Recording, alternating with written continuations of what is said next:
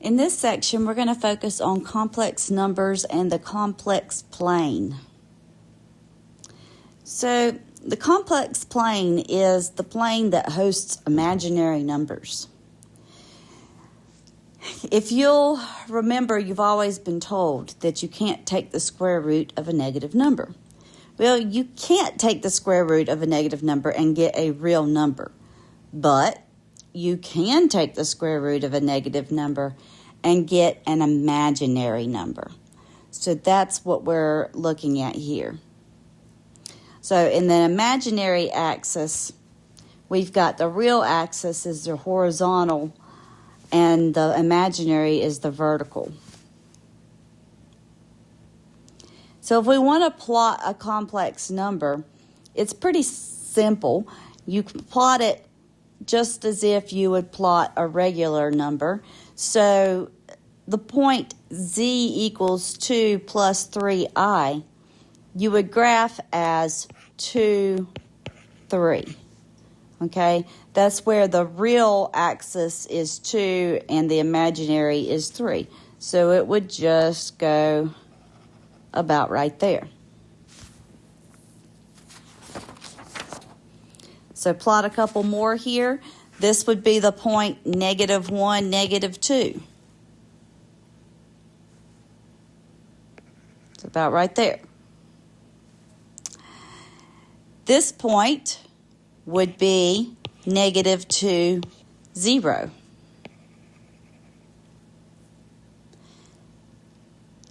And this point, since it's just got the I, that means the real axis is 0, and we've got -1 for the imaginary.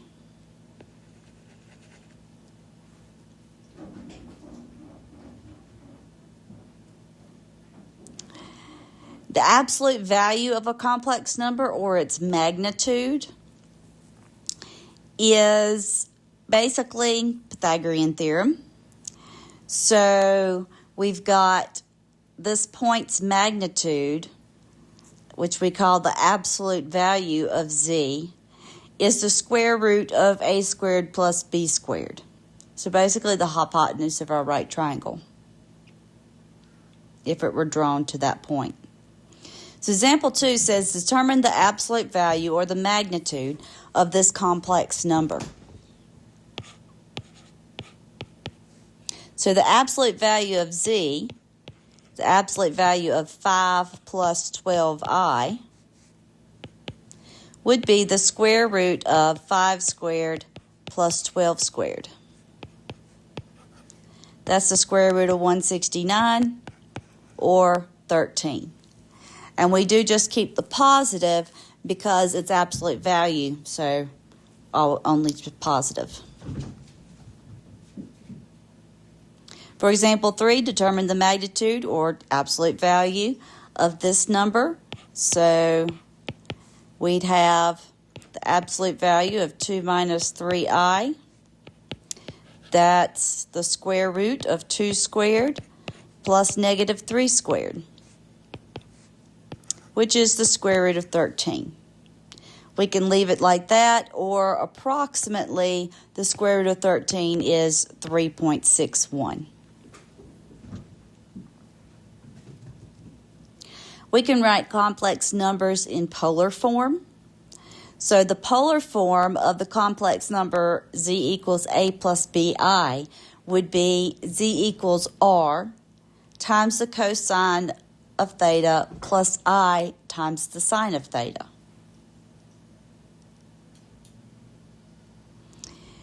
And this is very similar to back with polar graphing and everything, polar coordinates. A is r times cosine theta, and B is r times sine theta. So same type deal. A is your x coordinate, so it would make sense that cosine of theta is x over r, just as always. And r is the square root of a squared plus b squared, Pythagorean theorem. So write this number in polar form. We would first find r, and we do that by the square root of -1 squared plus negative square root of 3 squared.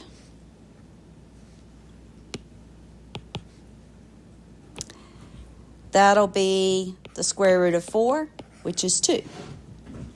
Then to find the angle, we use the fact that tangent of theta is y over x, or in this case, b over a, but still the same, standing for the same thing. That's negative square root of 3 over -1. So theta would be the inverse tangent of the square root of 3, which is 4 pi over 3.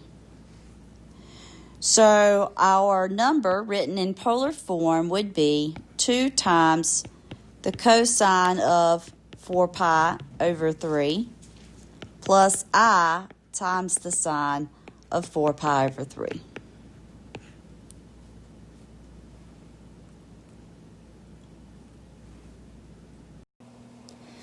Example 5 says to write the number in rectangular form. Basically, all we need to do with this is plug in and simplify. So cosine of 60 degrees is 1/2.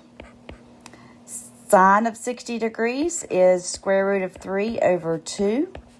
Don't forget your I.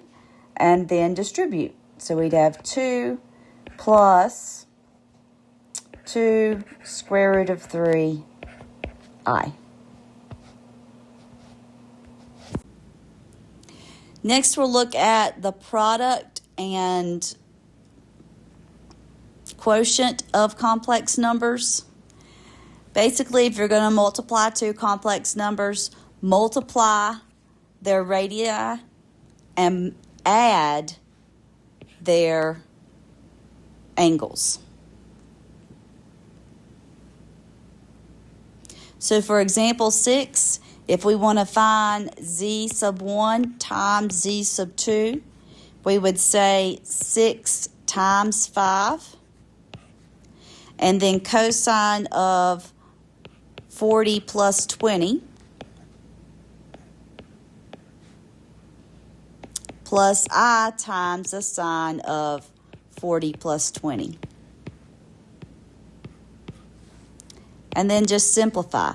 So that'd be 30 times the cosine of 60 degrees plus I times the sine of 60 degrees.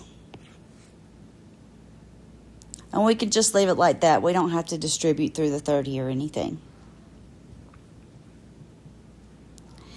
Then if you're dividing two complex numbers, divide the R values and subtract the angles. So dividing Z1 divided by Z2 would be 50 divided by 5 times cosine of 4 pi over 3 minus pi over 3 plus I times the sine of 4 pi over 3 minus pi over 3. Simplify, 50 divided by 5 is 10. 4 pi over 3 minus pi over 3 is pi. So we've got times cosine of pi plus I times sine of pi.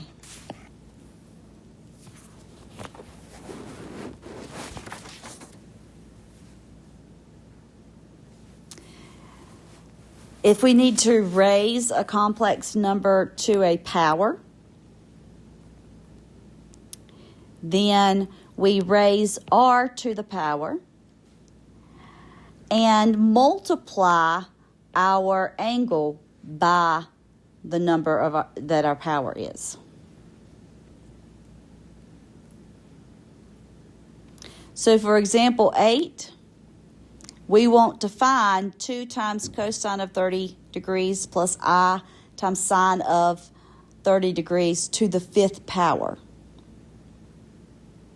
So if this is z, it's z to the 5th power. So we'll do 2 to the 5th power. Make sure that doesn't look like a 25.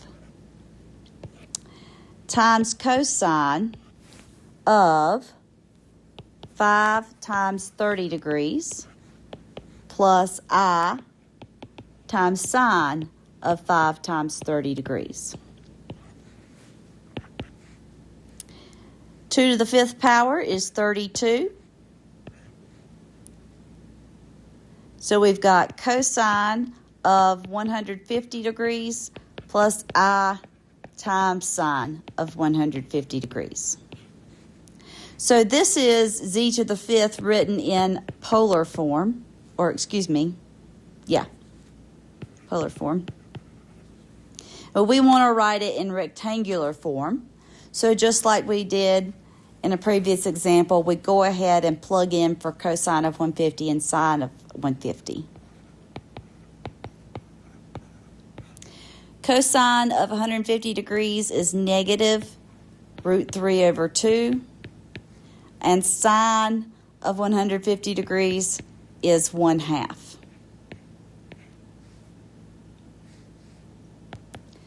So distribute through, that gives us negative 16 times the square root of 3 plus 16i.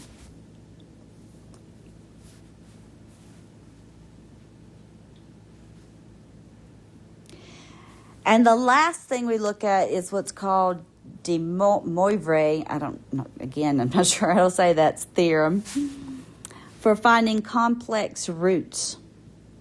So when we graph complex numbers, I guess you could say functions in a way, when you graph complex, they can have roots, in other words, where it crosses the real axis. And so to find complex roots,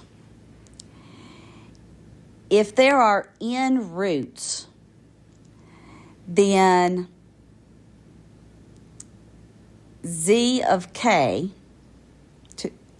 is the nth root of r times the cosine of theta, naught, whatever angle you've got, divided by n, plus 2 pi times k, and k is whichever root you're on, whether it's the first, the second, the third, so forth, divided by n. And then same thing with I sine of. So if we look at an example, we want to find all the complex fourth roots of 16 times cosine of 60 degrees plus I sine of 60 degrees. And then we're going to keep them in polar form. So to find all the fourth roots, we start with z of 0, so z sub 0. Then we'll do c sub 1, z sub 2, and z sub 3. And those will be our 4 roots. Don't start with 1, you start with 0. So, we have, let's back up a bit here, actually. First thing we will have to do is find z sub k. So we want 4 roots. We plug into our formula. 16 goes here. We're taking the 4th root of 16 times the cosine of 60 degrees plus, since we're in degrees, we don't use 2 pi, we use 360 times k, so whichever root we're on, divided by n, which is 4, plus I times the sine of 60 degrees plus 360k over 4. And we can reduce that a bit. The 4th root of 16 is 2. And 60 divided by 4 is 15. 360 divided by 4 is 90. So it's cosine of 15 degrees plus 90 degrees K plus I times sine of the same thing, 15 degrees plus 90 degrees times K.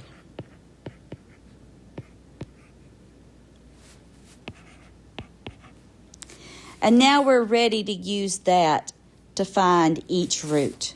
So first we find z sub 0. So we're just plugging in 0 for k. Let's see, how much space have I got here? Okay, I got plenty. Let's take this to the next page.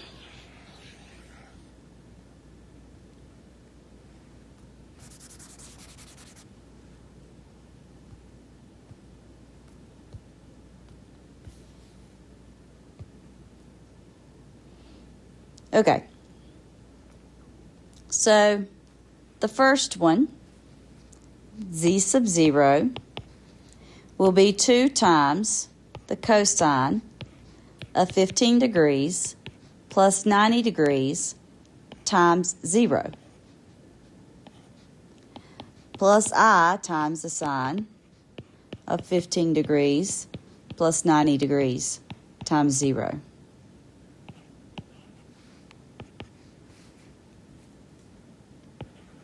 Well, 90 degrees times 0 is just 0.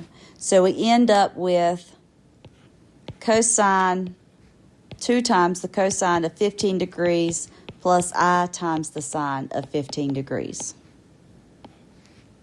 So that's the 0th root of our imaginary number. Next, find z sub 1.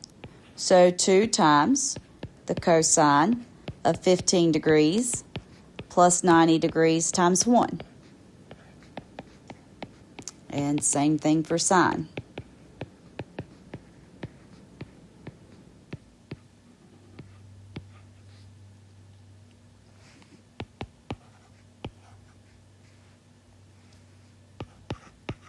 Well, 90 degrees times 1 is just 90, and 15 plus 90 is 105.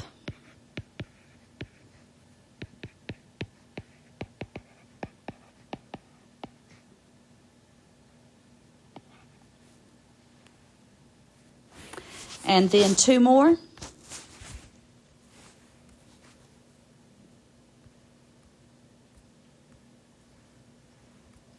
We have z sub 2 will be 2 times the cosine of 15 degrees plus 90 degrees times 2 plus I times sine of the same thing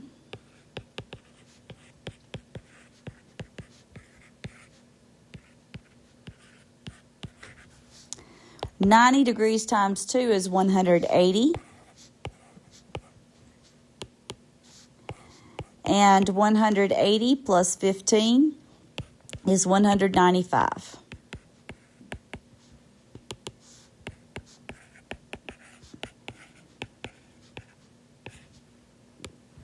One more, z sub 3 will be 2 times the cosine of 15 degrees plus 90 degrees times 3 plus I times sine of the same thing.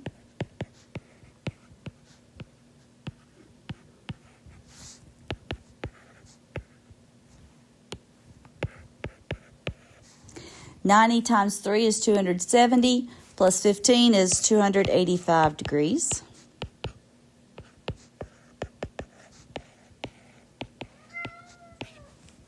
And we have now found all 4 roots of our imaginary number. And that concludes this section on complex numbers and DeMoivre's theorem.